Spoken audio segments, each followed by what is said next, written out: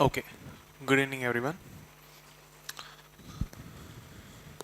So, the headlines first. Trump raises the US tariffs to 50%. It's like an ongoing commentary, back and forth. Let's see. I don't want to discuss this further because we don't know if this will stick or it will change again. Moving on. About the Uttarkashi floods, we will be discussing that from GS1 geography standpoint and GS3 disaster management. Okay. See, how should you read about any such events? Look at it like there is a cause and there is an impact, and how to respond to that impact. There is a cause that will be explained by influence of climate change on geography. So this will be studied in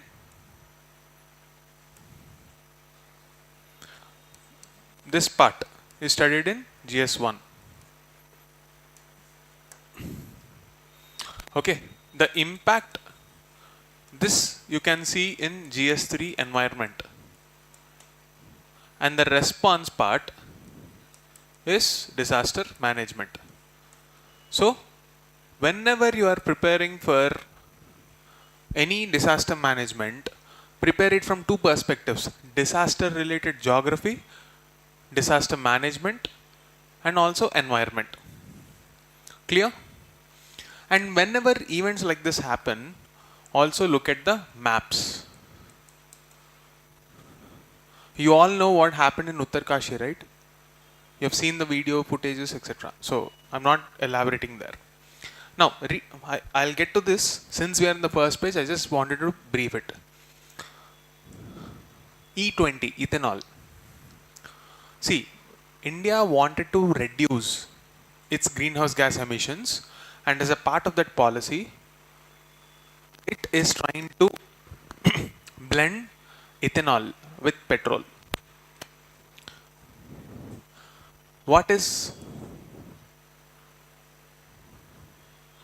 ethanol? See, ethanol is something that you get from any starch or carbohydrate resources, and this can be blended with petrol. Then you have esters, meaning fats. Okay, any fats as in the biological molecule or biomolecule. Let's say, for example, groundnut is there. It is a fat, macronutrients are there. Carbohydrates, fats and proteins are there, right? So wherever fat sources are there, from that you can produce biodiesel. Clear?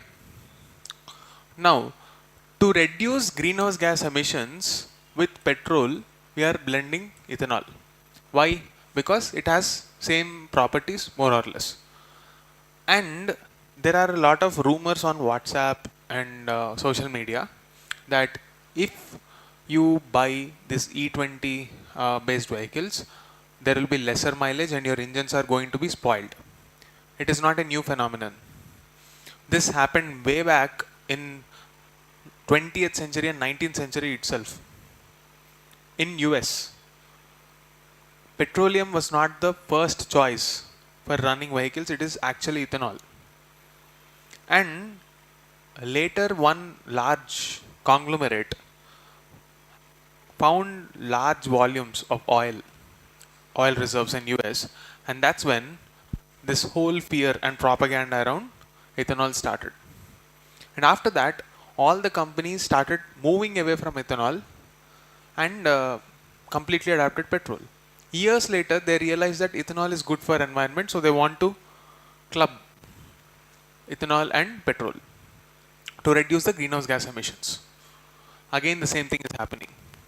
So, Mr. Nitin Gadkari, who is our minister for the MOT ministry, road transport and road and transport ministry. Okay, he was making the statement that petrol lobbies are behind this. It's a very bold statement to make, to be very honest.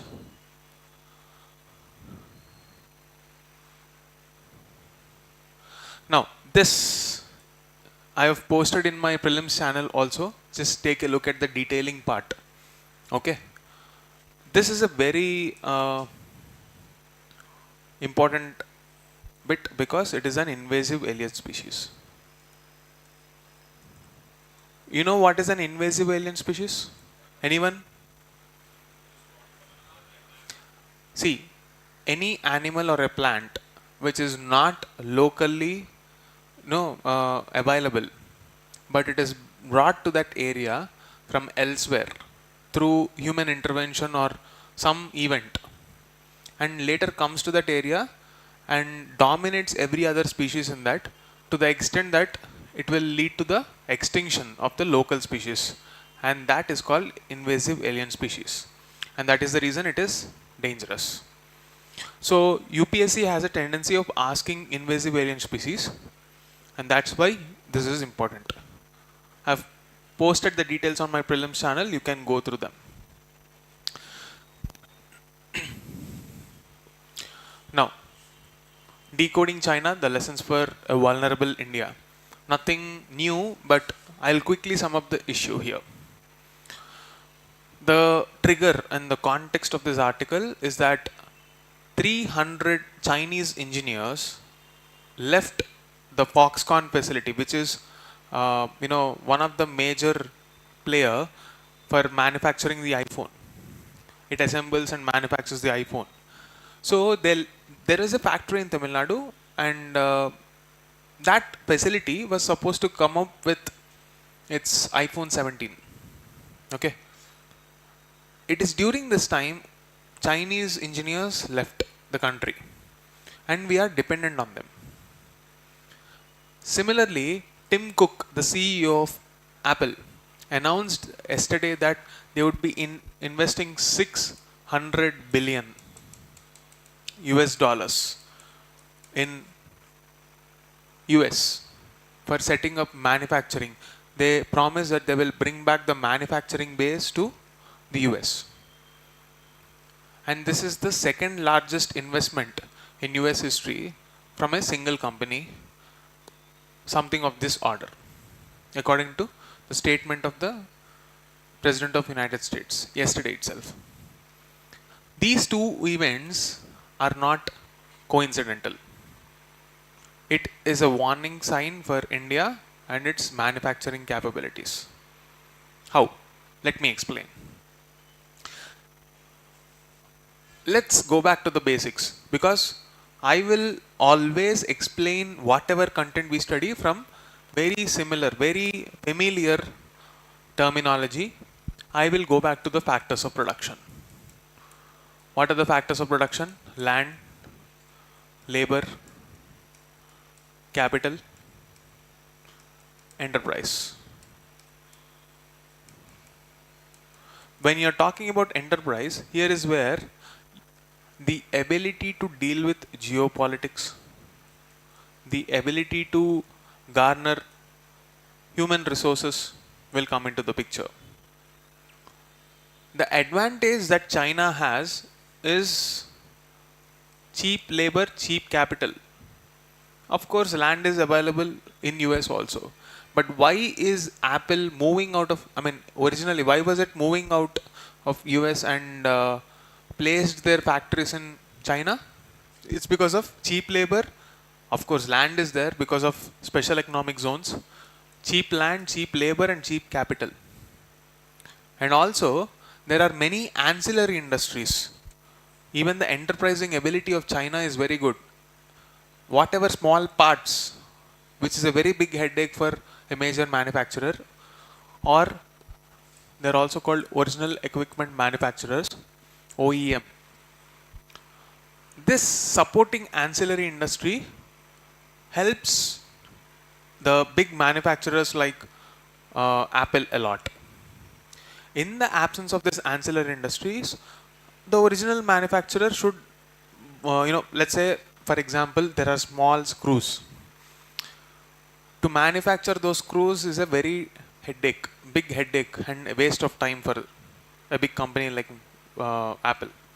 So they will outsource it from that region. What if they don't have it? What if India doesn't have it? They'll have to procure it from elsewhere.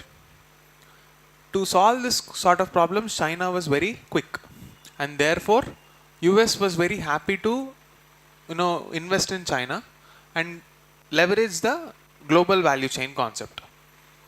But thanks to Donald Trump and his style of bullying, they eventually thought we will have to move the factories back to US.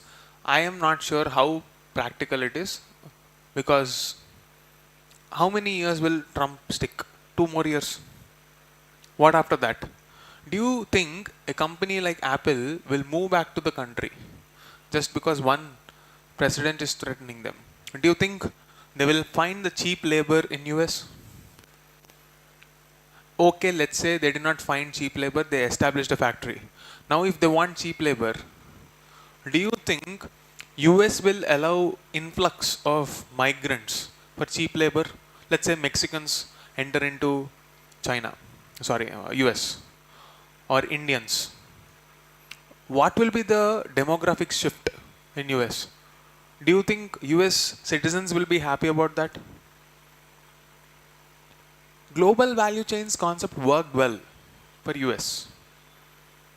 And now that global order is being disturbed with myopic policies like tariffs and trade wars, it would be an interesting time, and going forward we will see how the world will reshape. Because even if cheap labor enter into US, the cost of living is pretty high there.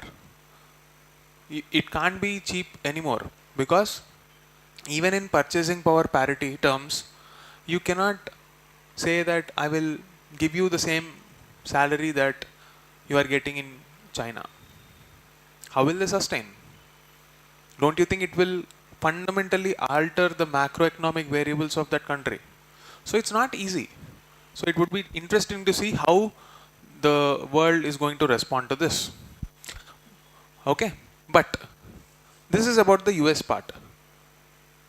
Let's look at the other power, China, and how it is responding. Again, I will go back to the same stuff: land, labor, capital, and enterprise. With respect to capital, what is China's strategy? So, China is known for its devaluation of currencies. It will devalue its currency by controlling the currency flow and also its value. So, obviously, the imports will become much cheaper. Exports. Exports will become much cheaper. Right. And other countries who are importing from China, they'll be happy anyway because they're getting cheaper goods. And the second strategy with respect to their capital is they will heavily invest, state-led investment.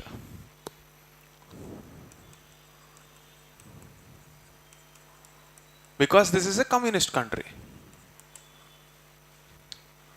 Devaluation and state-led investment. What about its geopolitical strategy? You have the Belt and Road Initiative. And there many strategies like, can you tell me any strategy of China? Yesterday I saw one keyword. Checkbook diplomacy, exactly. They will push the countries into debt traps and will force the countries to listen to their policies. This is how China has been controlling many African nations. And there is a concept of encirclement. Economic encirclement, geopolitical encirclement, as well as strategic military encirclement. Through Belt and Road Initiative, economic encirclement will happen. How? It is trying to pressurize its allies and also pressurize the enemies by using these allies. So they're circling any, let's say for example, India. It is investing in Sri Lanka, it is investing in Bangladesh, it already invested in Pakistan to Gwadar port, and this is the economic encirclement. And it is trying to establish naval bases in Indian Ocean. Okay, there is something called maritime domain awareness. Maritime domain awareness. What do you mean by this? Usually in international seas, if ships are roaming around, they have the right of passage. Anybody can move around. Using this clause in international law, they are gathering intelligence on ocean floor. And when they are doing this through merchant, ships, they are also gathering information on submarines, which is not, right according to international law. Sometimes they intentionally enter into Indian territorial waters and say we lost our way, so please excuse us, and they'll go back. These kind of violations, these kind of strategies where encirclement as a strategy in every possible way, economics, geography, infrastructure also, military also. And now even in the cyber world, AI world, in every single area, they're trying to encircle their opponents. And this is the takeaway from the Chinese strategy. If India has to learn from it, what are the things that we can learn? But before that, let's take a look at the present reality and the dependence of India on other countries. Let's say China itself. Now see, in the Foxconn facility, after this 300 engineers left the country, literally the work came to a standstill. So this shows the strategic dependence on foreign powers for goods and other fast moving consumable goods, FMCG and electronics. We are dependent on China. How can you say we are dependent on China? Because the trade deficit has been roughly around 50 billion US dollars, which is huge. We import more from China than we export. And let's take a look at the west side. This is the east part, this is the west. From the west, nearly 85% of oil, we're depending on them.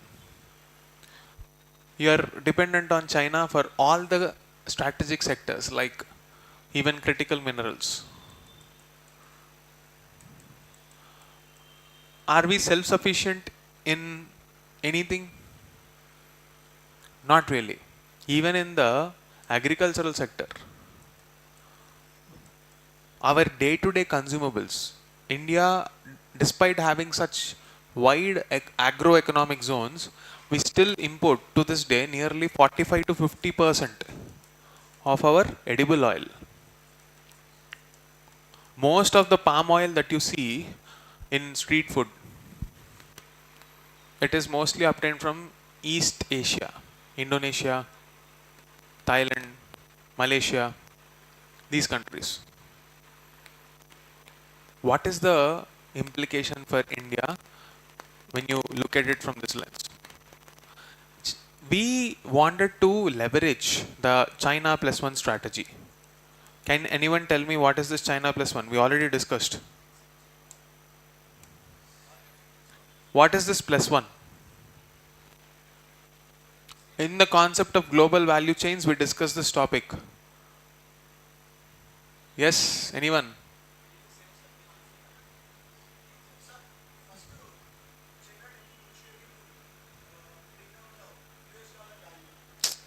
China plus one.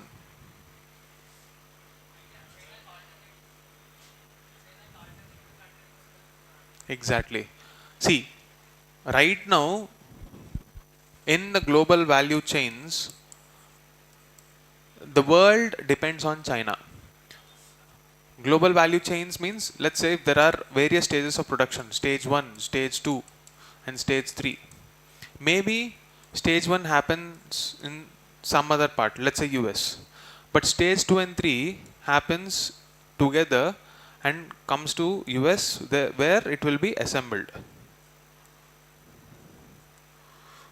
Now 2 and 3 are both based in China before COVID. But in the time of COVID, you have seen how much risk was faced by all these companies. And why is it that the case? Because China is called the factory of the world. Almost every product and every factory was there in China. Too much dependence on one country is always a risk in a business. So they wanted to see the possibility of moving away from China at least one component. And they cannot afford to ignore China because it's an ecosystem that was built over 30-40 years. You can't say I will shut the shop in one day, move out factories worth billions of dollars in a single year, forget overnight. So they wanted to at least reduce the risk and move to some other country. Let's say this third part is there. They wanted to move to another country like India, Vietnam, or Philippines, or whatever may be the country. It is this China plus one strategy and the risk mitigation strategies of the corporates that India wanted to leverage and bring those companies to India. Now, if there is an over dependence on China, and just like how US is using its power to bully with taxes and tariffs, China's strength is its skill.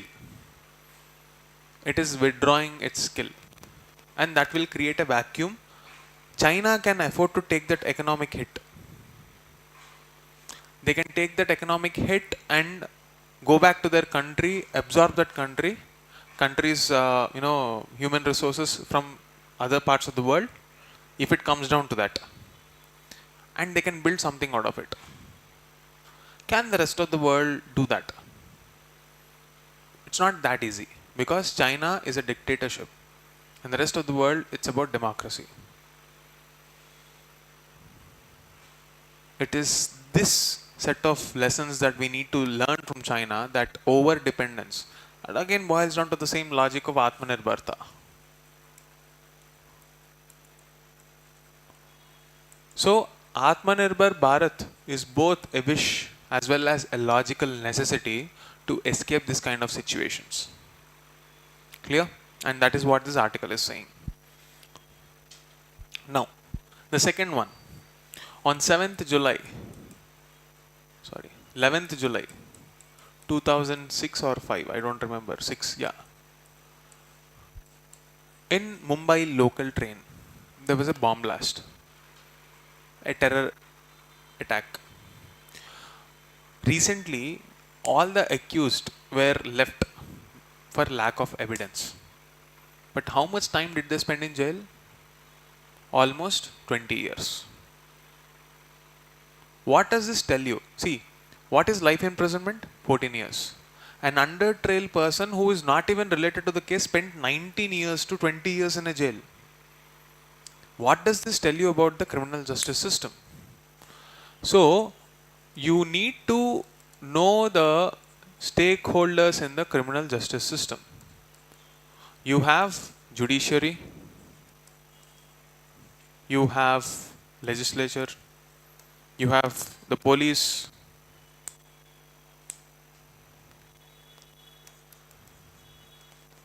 and then you have the prosecution.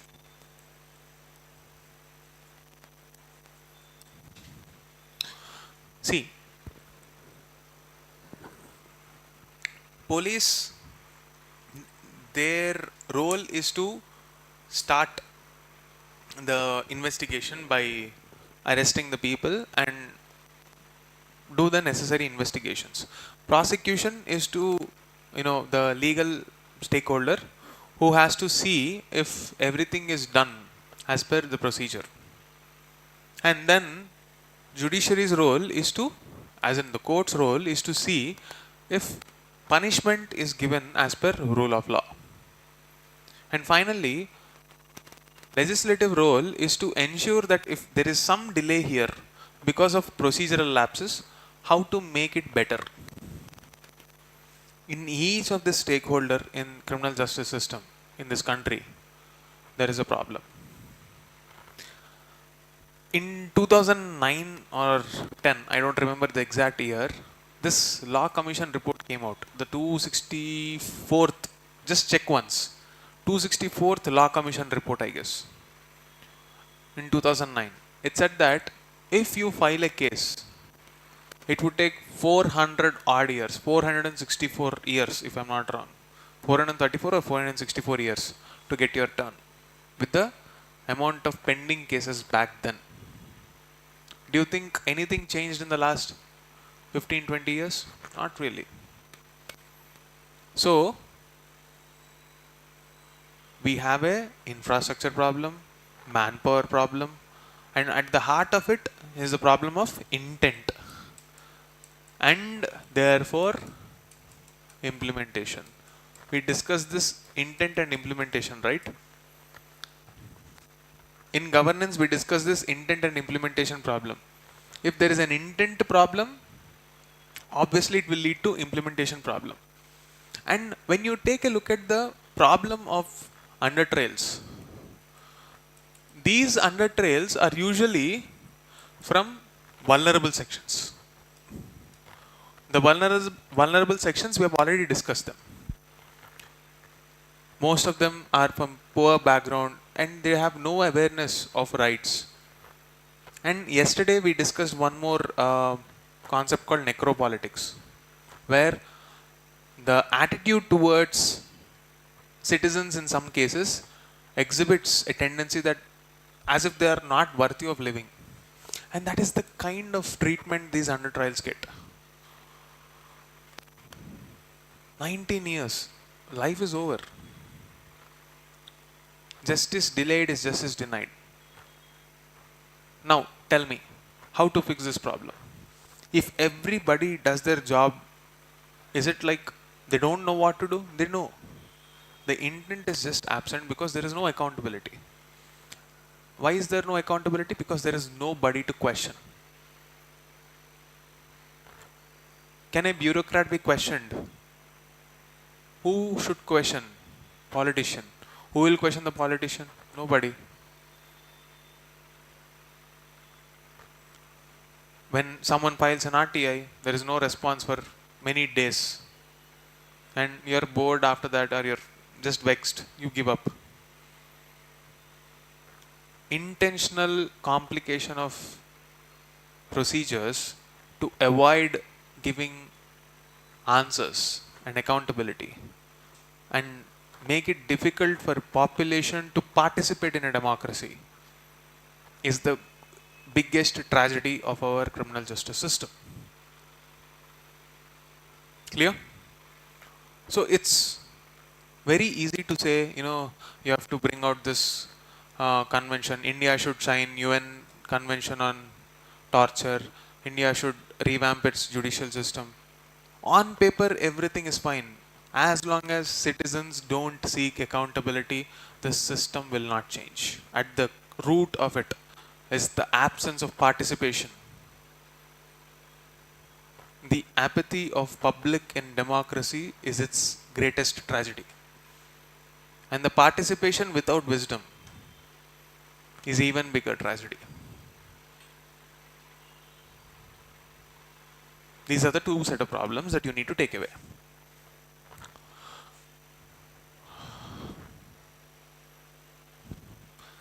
Okay. I am not going to look at the data at all. From whatever we discussed, look at the headlines and tell me what does this indicate. I will tell you some facts. 66 lakh votes were allegedly removed from electoral rolls. Fact number 1. Bihar's per capita income is nearly 50% lesser than national average. Okay. Fact number 3. India and Bihar is a patriarchal society, and a poor patriarchal family, as the head of the family, male is expected to earn. When you have no opportunities, they migrate. Fact number 4. Therefore, tell me the conclusion.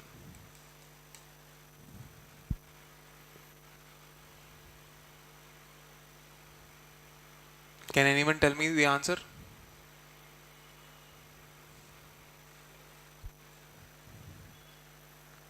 "66 lakh votes.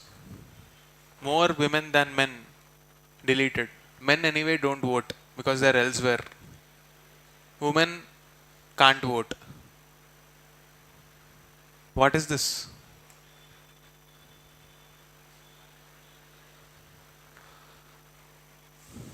What is the basis of democracy?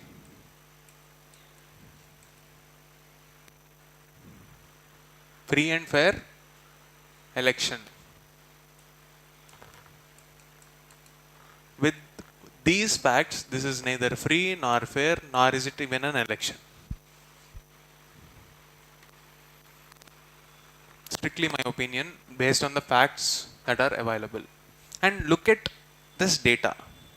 Where will you see? In what pockets will you see this? Should an election be conducted now or not? If there is a lot of problem here, should an election be conducted, yes or no, in this manner? Let's say if there are indeed problematic votes, should we first address that issue or not? Why are we allowing elections like this? Why are we not able to see? Are we committed to 33% reservation of women? You are not even allowing them to vote.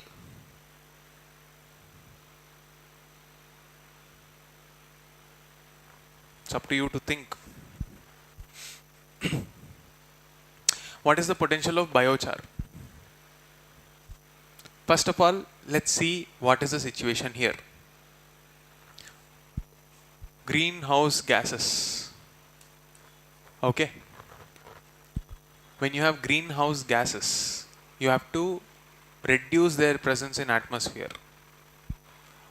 All the environment and the updates on environment are about this only.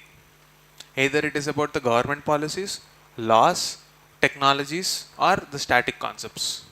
Any current affairs will be about how to reduce this greenhouse gases, what is the impact on biodiversity, how to reverse the worsening impact of biodiversity. Either you remove that carbon from atmosphere or at least reduce it. Okay. So if you want to deal with either reduction or removal, what are the options available to us? One is through policy, two is through technology. 3, policy plus technology. Okay. Now, what do you mean by policy?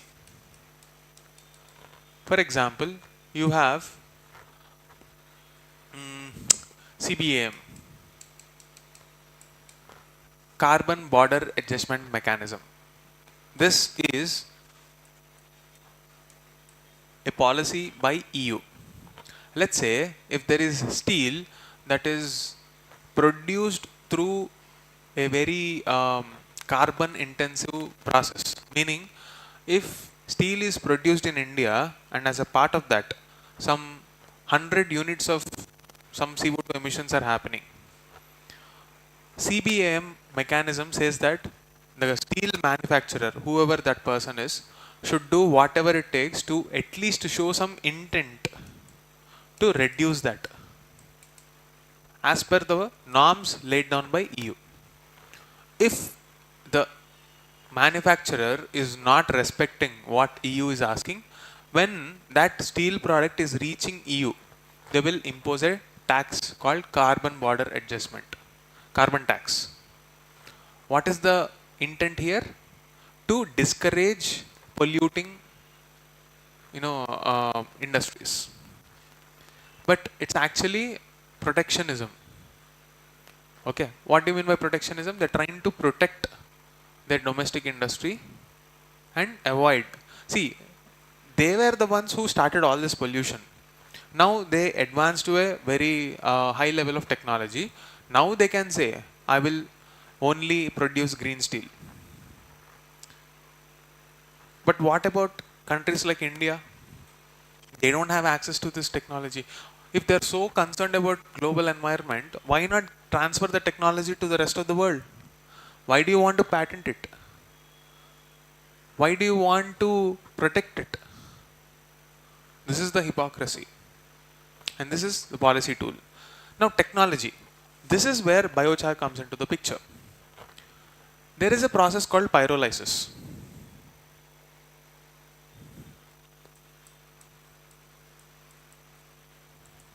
See, if you burn any biomass in the absence of oxygen, it will produce some byproducts. Biochar is one such byproduct. So, syngas and bio oil. Okay.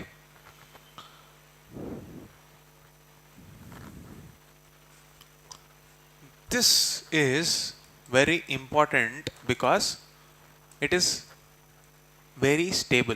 It will not react and it can't be combusted easily.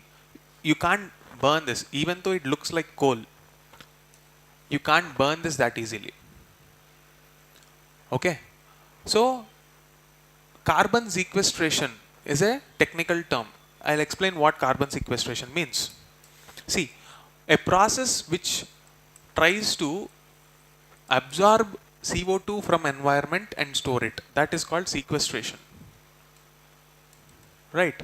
So, a technology that tries to sequester will help environment. So, what this article is saying is, there is a concept called carbon market. And carbon markets are going to be launched in India in 2026, next year. Okay.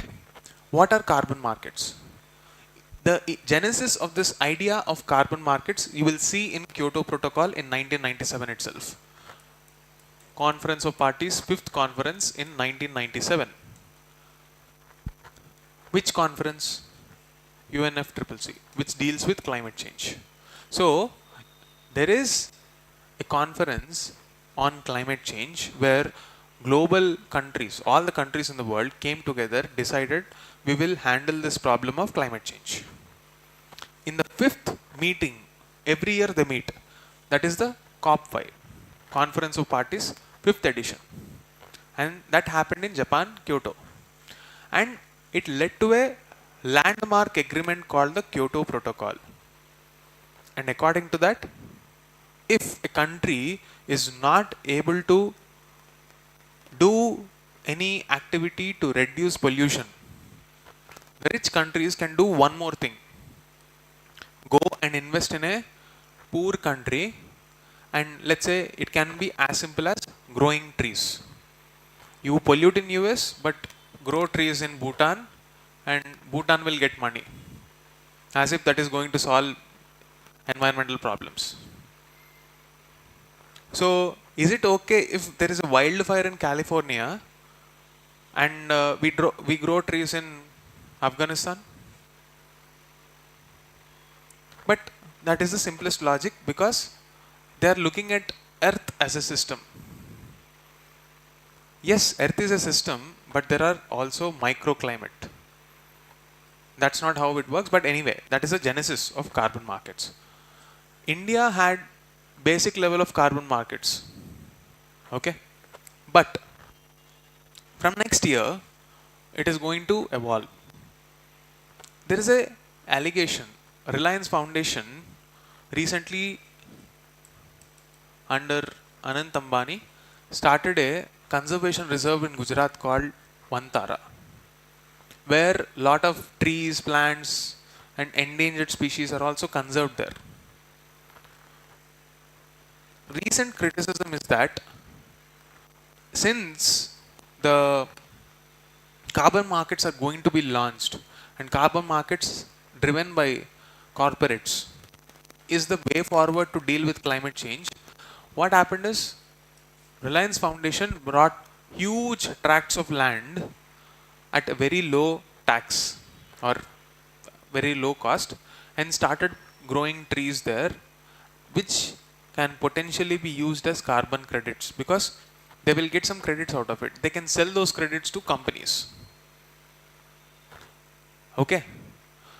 Same concept is now applied here. Since carbon markets will be launched, why not use biochar? You have a lot of waste, right? Bring all of that and do pyrolysis, and you can actually capture a lot of organic carbon in this. Instead of directly using coal, you can use syngas and biochar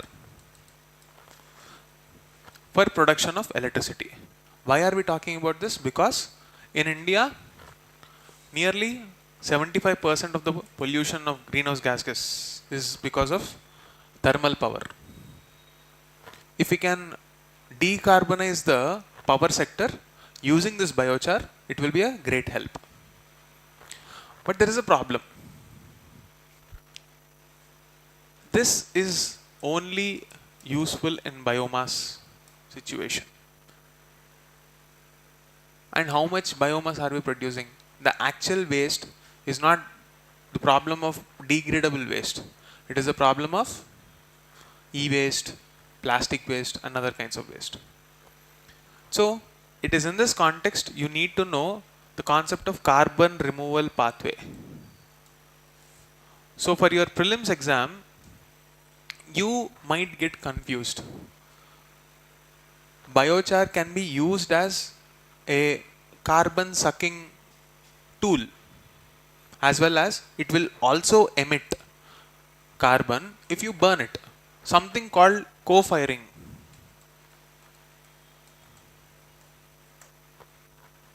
When you combine syngas with biochar, you will obviously produce some carbon, right? But it is much lesser than coal. So don't get confused between these two. Biochar can be used in multiple scenarios. It can be added to agriculture as a soil, as an addition to the soil, to improve the organic carbon content of the soil. It can be used to just store and put it underground for carbon removal. It can be added in co-firing in thermal power plants using syngas. It is still lesser pollution than conventional coal, but it is still useful.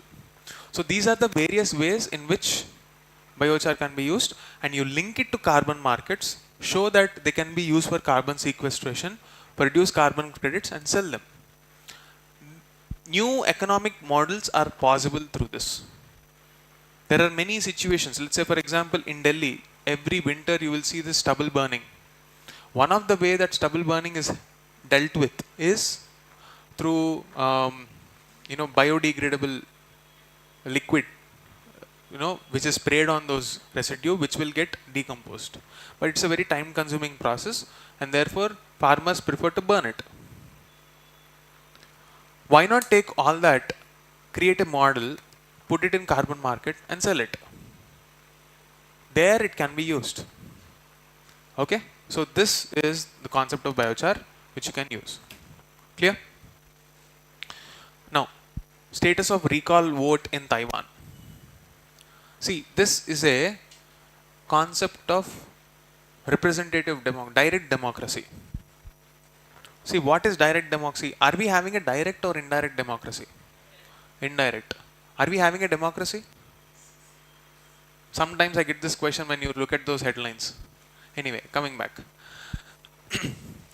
Taiwan. What is happening? The concept of recall. When you don't like what your legislator is doing after you elect them, you have the option to recall them. So this option of recall is a tool of direct democracy. Do we have any direct democracy tools in India? Can we recall? Then how is it direct democracy?